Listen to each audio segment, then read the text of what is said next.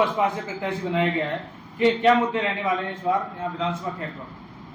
सबसे पहले हमारा विकास का है, शिक्षा का है, स्वास्थ्य का है जी, निर्म जैसा कि यहाँ टप्पल पर लगातार यहाँ जाम लगा रहता है, वाहनों की कतार खड़ी रहती है, खैर पे भी यही समस्या है। आज तक इसका समाधान नहीं हुआ। पिछले 10 वर्ष से यहाँ पर भाजपा की सरकार है, क्या कहेंगे? देखिए यहाँ पूरा टप्पल से लगाकर टप्पल जट्टारी खैर में जाम अक्सर लगा रहता है। जी ये बहुत बड़ी समस्या है यहाँ के निवासियों के लिए, जी जिसका यदि हमें मौका मिलता है तो हम इसका पूरा प्रयास करेंगे कि जैसा भी होगा पूरा प्रयास करेंगे इसको खत्म करने के लिए, सुधार करने के लिए। क्या यहाँ की जो सीट है और जाट लैंड बताई जाती है, जाट को जोड़ने का क्या क्या प्रयास रहेगा आपका? देखिए हम फील्ड में जा रहे हैं, पूरा का पूरा हमें समर्थन मिल रहा है, सर समाज का समर्थन मिल रहा है, जाटों का समर्थन मिल रहा है और सबका हमको समर्थन मिल रहा है और हम जीत रहे हैं। खैर की जनता से क्या अपील करेंगे आप? खैर की जनता से अपील करूंगा कि 20 नवंबर को होने वाला जो चुनाव है उसमें वो हाथी का बटन दबाकर अधिक से अधिक विजयी बनाए हमको, बहन जी को, हमारी पार्टी को। लगातार आप जनसंपर्क कर रहे हैं, किस प्रकार का समर्थन आपको मिल रहा है? समर्थन हमको सर समाज का मिल रहा है बहुत अच्छी तरह। नाम है सर आपका? मेरा नाम सूरज सिंह, मैं बहुजन समाज पार्टी का मंडल प्रभारी हूँ, अलीगढ़ और कानपुर मंडल का। यहाँ पर उपचुनाव है सर, क्या कहेंगे? खैर विधानसभा का जो उपचुनाव 20 नवंबर को होने जा रहा है, इस संदर्भ में खैर विधानसभा की जनता ने तय कर लिया है, जो बहुजन समाज पार्टी की राष्ट्रीय अध्यक्ष परम आदरणीय बहन कुमारी मायावती जी के नेतृत्व में 4 बार सरकार रही है, तो उन्होंने जो विकास कराया है अलीगढ़ का, खैर का, समूचे उत्तर प्रदेश का और विशेषकर खैर विधानसभा का, उसको लेकर के खैर विधानसभा की जनता संतुष्ट है और माननीय बहन जी को याद कर रही है और तय कर लिया है कि बहुजन समाज पार्टी के प्रत्याशी माननीय डॉक्टर पहल सिंह जी को ही यहाँ से भारी बहुमत से जिताने का काम करना है। खैर विधानसभा में कौन कौन सी समस्याएं हैं जो आज तक 10 साल में पूरी नहीं हुई है? खैर विधानसभा में बहुत कई समस्याएं हैं, जिनमें से कुछ का समाधान बहुजन समाज पार्टी की सरकार ने माननीय बहन कुमारी मायावती जी ने किया, लेकिन अभी भी बहुत सारी समस्याएं ऐसी हैं जैसा कि शिक्षा की, अभी बेरोजगारी की, यहाँ पर यमुना के किनारे किनारे जो बांध बहन जी ने बनवा दिया है उसका पुनर्निर्माण कराने की, और साथ ही साथ जो जाम लगता है खैर में, जट्टारी में, टप्पल में, ये इसको बाईपास बनवाने की, ये बहुत सारी समस्याएं हैं जिनका निराकरण करना बहुत ज़रूरी है। मेरा नाम विजेंद्र सिंह विक्रम है क्या और कहेंगे यहाँ पर उपचुनाव के बारे में?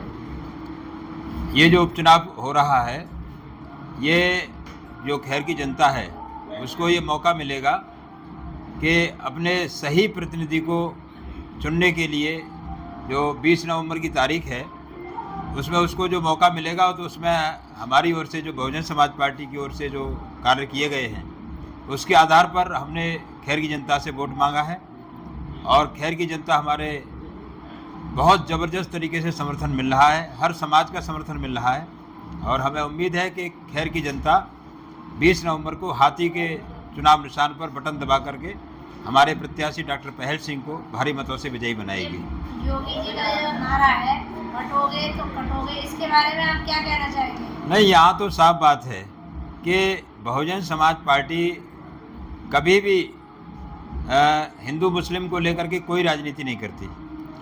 हमारा बहुजन समाज पार्टी का ही शासन ऐसा रहा है जो संविधान के आधार पर यहाँ के जो देश की जनता है, प्रदेश की जनता है, कहीं की भी जनता है, उसके जो बुनियादी मुद्दे हैं उनके आधार पर समाधान करने का काम करती है और जो बुनियादी मुद्दे हैं उनसे ध्यान भटकाने के लिए जो दूसरी पार्टियां हैं, चाहे वो भाजपा हो, चाहे वो सपा हो या कांग्रेस हो, ये धार्मिक मुद्दों को ज़्यादा तरजीह देती हैं, जिससे कि वास्तविक समस्याओं से यहाँ की जनता का ध्यान हट सके।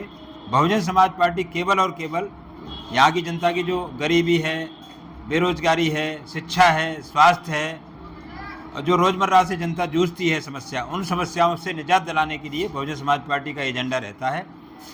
ये कार्य बहुजन समाज पार्टी से अब तक किया गया है और आगे भी यही हमारी विचारधारा रहेगी। सत्ताधारी पार्टी भारतीय जनता पार्टी कहती है कि सबका साथ, सबका विकास, सबका विश्वास की नीतियों पर हम कार्य करते हैं, क्या कहेंगे आप? अरे आप देख लीजिए कि भारतीय जनता पार्टी से कितनी जनता नाराज है।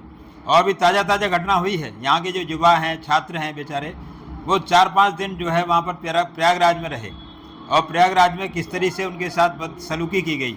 उनको अभी जायज़ मांगे मनवाने के लिए, यानी एक परीक्षा, वैसे तो बात करते हैं Modi ji 1 nation 1 election, 1 nation 1 policy, बहुत सारे 1 की बात करते हैं, लेकिन उन्होंने 1 जो एजुकेशन और 1 कंपटीशन, 1 डे में इलेक्शन, 1 डे में एग्जामिनेशन कराने का उनके सामने जो है उनको ये काम नहीं करवा सकते।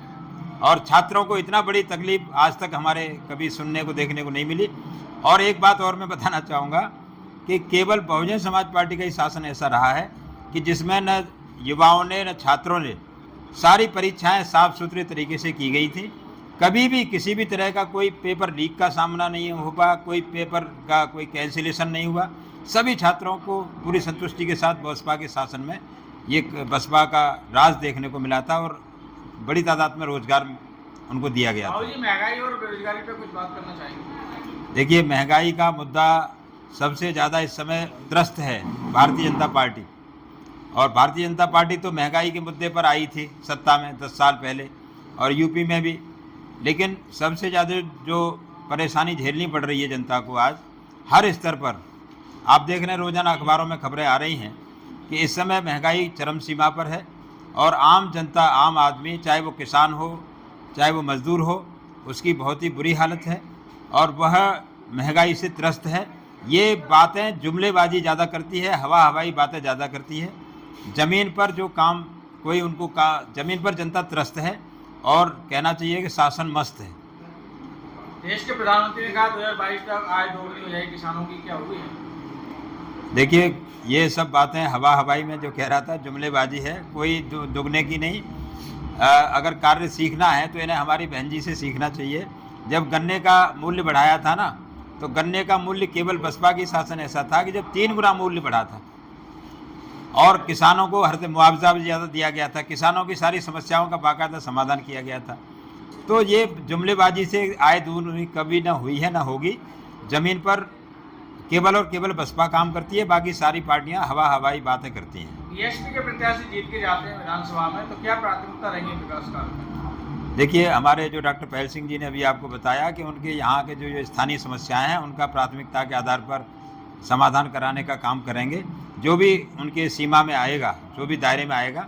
और अभी हमारा ये उपचुनाव है, आगे इससे भूमिका आगे 2027 की तैयार हो रही है और 2027 में जनता का जिस तरीके से हमको रेस्पॉन्स मिल रहा है, तो उससे 2027 में बहुजन समाज पार्टी की सरकार जब बनेगी तो बहुत सारी समस्याओं का समाधान जैसे पहले हुआ था वैसे ही बसपा की सरकार करेगी।